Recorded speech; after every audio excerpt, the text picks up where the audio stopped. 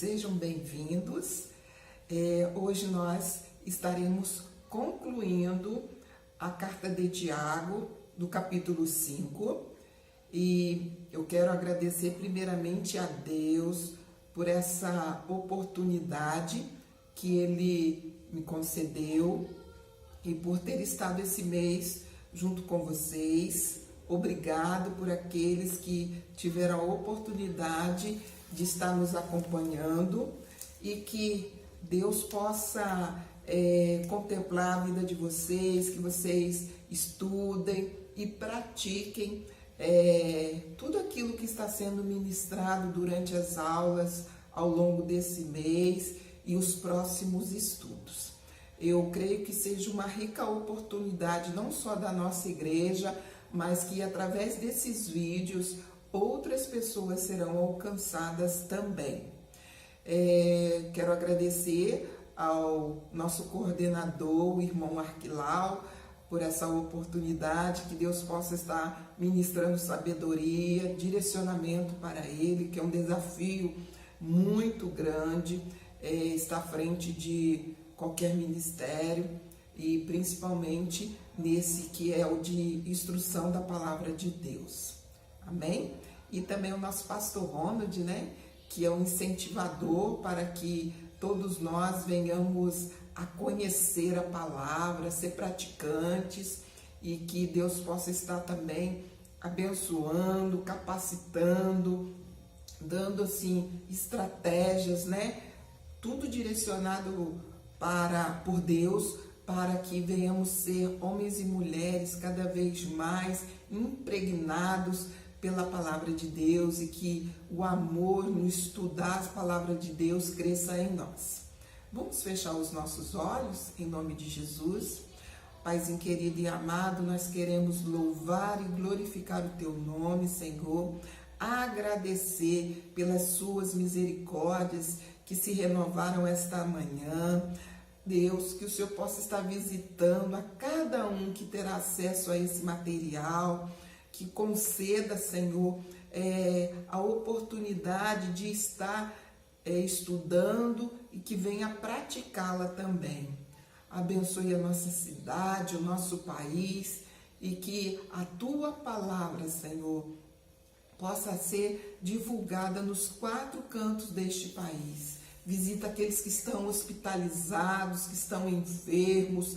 Oh Deus, a tua palavra nos diz que a oração de um justo, Senhor, tem muito valor. Então que o Senhor possa estar, Deus, tocando em cada leito, tocando, Senhor, em todas as pessoas, Senhor, que estão, meu Pai, passando por esse momento difícil, não só do Covid-19, mas por outras enfermidades, que haja cura, Pai. Cremos no poder que há no nome de Jesus, no poder de curar, de libertar e de salvar, Senhor. Conduza o estudo desta manhã e que o Senhor possa, meu Deus, em nome de Jesus, o teu Espírito Santo de Deus nos capacitar, nos dando sabedoria, discernimento em todos os momentos e em todas as situações. Em nome de Jesus, amém. O objetivo dessa aula de hoje é nós entendermos que não devemos fazer juramentos e também ele vai nos dar quais são o direcionamento para os cristãos em determinadas situações. Vamos abrir a palavra de Deus, Tiago, no capítulo 5, a partir do... Agora nós vamos ler somente o versículo 12. Acima de tudo, porém, meus irmãos, não jureis, nem pelo céu, nem pela terra, nem por qualquer outro voto. Antes seja o vosso sim, sim, e o vosso não, não, para não cairdes em juízo. Tiago está recomendando que nós não devemos jurar. E ele faz uma correspondência ao que Jesus disse aos seus discípulos no capítulo 5, a partir do versículo 33, que Jesus orienta aos discípulos para que não fizessem juramentos, que não jurassem pelo céu, porque é o trono de Deus, que não jurassem pela terra, que é estrado dos pés de Deus, que não jurassem por Jerusalém, que é a cidade do grande rei, nem pelos cabelos, pois não podemos torná-los branco ou preto. E que a nossa palavra fosse sim, sim, não, não, e que tudo aquilo que passasse disso é obra maligna, vem do maligno. E aqui Tiago ainda complementa, né, de que para não cairmos em juízo, porque o grande juiz julgará. Então, com isso aprendemos que nós temos que ter um procedimento. É sim ou é não? Não tem talvez, não tem se. Nosso procedimento como cristão é obedecer a palavra de Deus. Sim, sim, não, não. Doa quem doer. Mas o que nós temos é que agradar a Deus e não agradar a homens. A seguir, nós vamos ler o restante dos versículos. Volta aí, pegue sua Bíblia, deixa ela aberta, que nós vamos passear um pouquinho na Bíblia hoje. Diz assim, no versículo 13, são as circunstâncias que muitas vezes abate as pessoas, muitos ficam paralisados. E aqui Tiago nos dá recomendações. Versículo 13. Está alguém entre vós sofrendo? Faça oração. Está alguém alegre? Cante louvores. Está alguém entre vós doente? Chame os presbíteros da igreja e esses façam oração sobre ele, ungindo-o com óleo em nome do Senhor. E a oração da fé salvará o enfermo, e o Senhor o levantará, e se houver cometido pecados, serão perdoados. Confessai, pois, os vossos pecados uns aos outros, e orai um pelos outros, para serdes curados. Muito pode, por sua eficácia, a súplica do justo. É oração. Nós temos que entender que não podemos fazer nada, realizar nada, se não for através da oração, da nossa comunhão com o Pai, pedindo orientação, pedindo um direcionamento para todas as circunstâncias. Ele começa falando: está alguém sofrendo? Faça oração. No impulso, a nossa natureza humana nos traz desânimo, tristeza, abatimento. Mas nós temos que nos humilhar na presença de Deus e buscar nele qual o procedimento. Confiar nele, colocar nas mãos dele tudo aquilo que nos aflige. Depois ele cita: está alguém alegre? Cante louvores. Não só louvores de canções, de músicas, mas de elogiar a Deus, reconhecer, declarar o quanto Ele é grande, o quanto Ele é poderoso. Ler a palavra de Deus, principalmente em Salmos, em Isaías, nós temos referências de como louvar e adorar a Deus pelo que Ele é. Ele é maior do que os nossos problemas, Ele é maior do que as circunstâncias que nos aparecem diante de nós, né, de que acontece diante de nós. Então nós temos que aprender. Comece mesmo por poucos versículos, mas vá desenvolvendo isso dia a dia, né? Louvando e adorando. Nós não gostamos de ser elogiados? Então, vamos fazer isso com Deus. Muitas vezes nós pedimos tanto, só chegamos na presença dele para pedir, alcançamos a bênção e já vamos fazendo pedido de novas necessidades. Vamos louvar a Deus. Hoje eu estou gravando, está um lindo dia, o céu azul.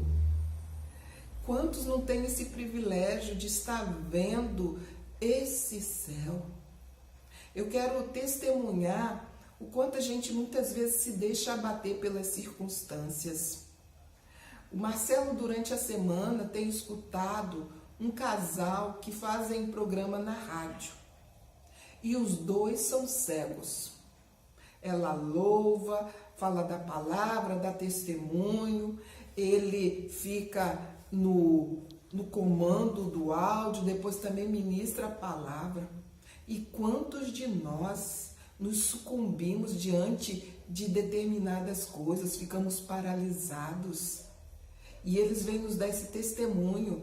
A cegueira deles física não é a cegueira espiritual. A pior coisa que nós podemos ser cegos espirituais, de contemplar o quanto Deus tem suprido as nossas necessidades, o quanto Ele tem nos abençoado. Todos os dias nós somos abençoados por Deus, nós podemos contemplar o amor que Ele tem por nós. Então, em vez de murmurarmos, em vez de ficarmos focados nas necessidades, nos problemas, vamos invocar o nome do Senhor, vamos estabelecer um trono de adoração e de louvor, vamos louvar, trazer à mente aquilo que eu gosto sempre de falar, vamos trazer à mente aquilo que nos traz esperança. E nós cremos num Deus tremendo e maravilhoso. Depois ele cita aqui, está alguém entre vós doente? Chame os presbíteros da igreja e esses façam oração sobre ele. Cada um de nós tem um ministério, mas o ministério da palavra e da oração é para todos. Que nós percebemos aqui que há não só a cura física, mas também a libertação e salvação, pois ele comenta do arrependimento, né? Pois se houver cometido pecado, serão perdoados. Em Atos, no capítulo 3, versículo 16, quando Pedro discursava no templo, ele citou que a oração da fé feita no nome de Jesus é que havia realizado um milagre na vida daquele coxo. E quanto ao pecado, se nós formos em Provérbios, no capítulo 28, 13, diz assim: o que encobre as suas transgressões jamais prosperará, mas o que as confessa e deixa alcançará misericórdia. Então, nós temos que confessar e deixar os nossos pecados para que venhamos ser prósperos e alcançarmos a misericórdia. Em 1 João, no capítulo 1, dos versículos de 8 a 10, diz assim sobre o pecado: se dissermos que não temos pecado nenhum, a nós mesmos nos enganamos e a verdade não está em nós. Se confessarmos os nossos pecados, Ele é fiel e justo para nos perdoar os pecados e nos purificar de toda injustiça. Se dissermos que não temos cometido pecado, fazemo-lo mentiroso e a sua palavra não está em nós. Então, nós temos que entender que cada um de nós tem uma fragilidade em relação ao pecado, que nós temos que reconhecer, confessar e deixar de praticar esses pecados. E se dissermos que não temos nenhum pecado, nós nos tornamos mentirosos diante da palavra de Deus, pois é o que nos afirmou a palavra em 1 João. Após isso, ele também fala no versículo 16 sobre nós confessarmos os nossos pecados uns aos outros e orarmos uns pelos outros. Isso é unidade, pois temos que entender que precisamos muitas vezes conversar com alguém de confiança. Se por nós mesmos nós não conseguimos sair dessa paralisação espiritual, pedir a essa pessoa oração, confessar mesmo, né, para ser liberto do poder do pecado. A partir do versículo 17, Tiago cita Elias. Elias, diz a palavra, que ele foi um homem semelhante a nós.